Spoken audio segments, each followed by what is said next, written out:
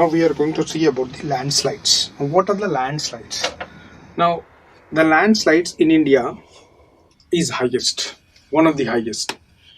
India has the highest mountain chains, on the earth. India is one of the highest mountain chains on the earth. The Himalayas, which are formed due to the collision of India and the Eurasian plate.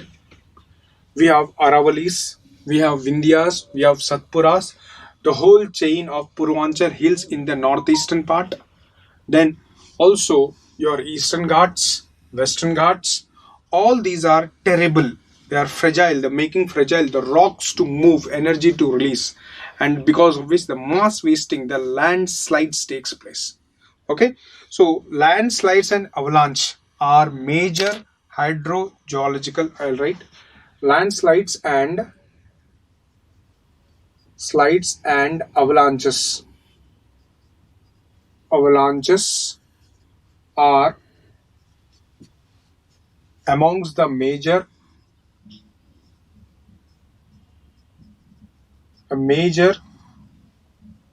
hydrogeological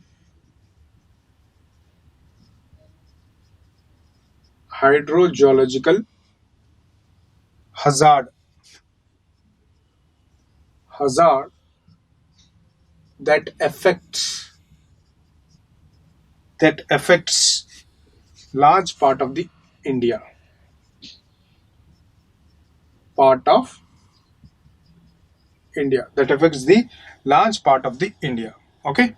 And you know that beside the Himalayas, northeastern hills, western Ghats, Nilgiri, Vindhyas cover 15% of the landmass slides. Landmass slides are high. Now, if you see landslides in Darjeeling districts of West Bengal and also in Sikkim, Mizoram, Meghalaya, Assam, Nagaland and Arunachal Pradesh pose chronic problems causing economic loss with billions of rupees. I'll tell you what are the causes for this landslide. First, we have to know what are the causes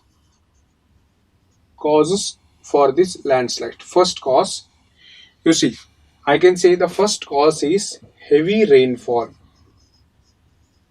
Heavy rainfall is the first cause. We already discussed in the earthquakes. Second, deforestation.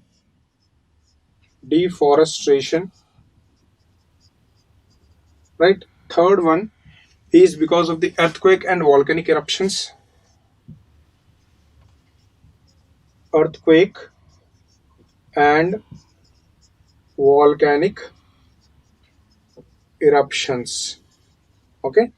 Then fourth cause, it is because of the buildings of roads.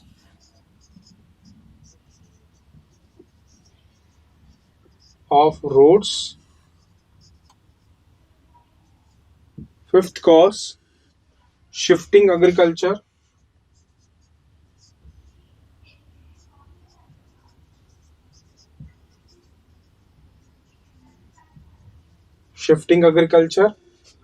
Sixth cause is due to the construction of houses and other buildings.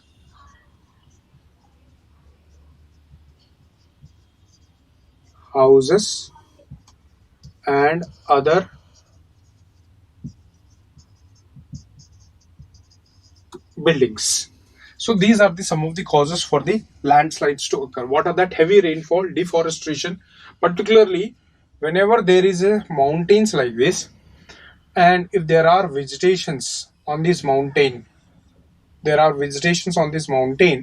if you cut these vegetations away, then these slopes will be very fragile, very fragile for the mass movement of the rocks or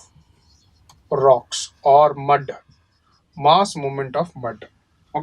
This is the cases of your the landslides, the hydraulical changes, construction activities and etc. These are the one of the biggest problem, right?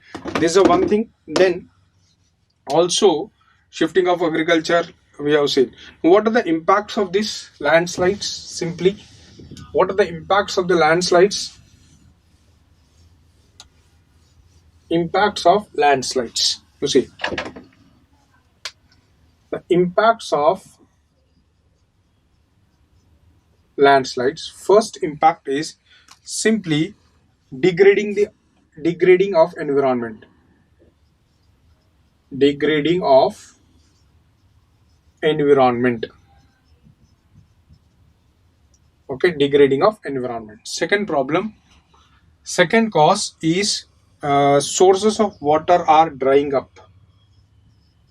Source of water drying up. This is the second impact. Okay, diversion of river course. Diversion of river courses. Okay, diversion of the river courses or changes in the river courses, we can say, which is also leads to the floods and loss of life or property. Then life and property is lost, and property is also lost. Okay, these are the things. Now, what are the steps that has been taken? Steps: management of landslides and avalanche, snow avalanche management. Okay, I'll write here. You see, management of landslides and snow avalanche.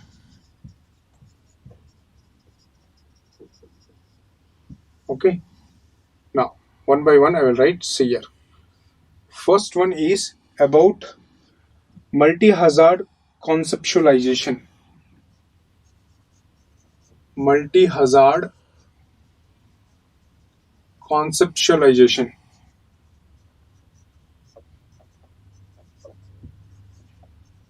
Number one. Okay.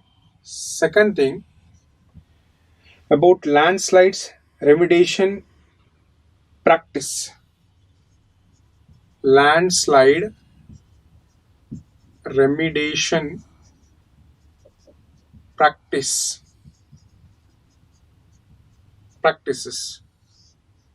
Third one, you see, third one is knowledge network and management.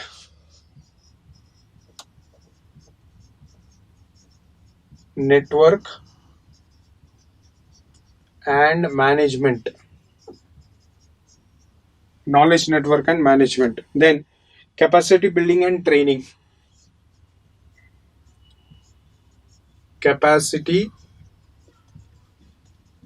building and training.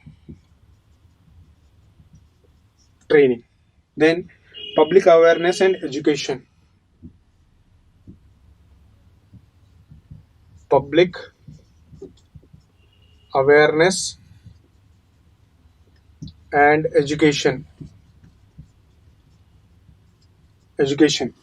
Then emergency preparedness and response. Emergency preparedness and response. Emergency preparedness and response. Okay. The other is regulations and enforcements. Seventh, regulations and enforcement. Okay, regulations and enforcement. So these are some of the managements of the landslides and avalanches, snow avalanches. Okay, so this is about your the landslides and snow avalanche, right?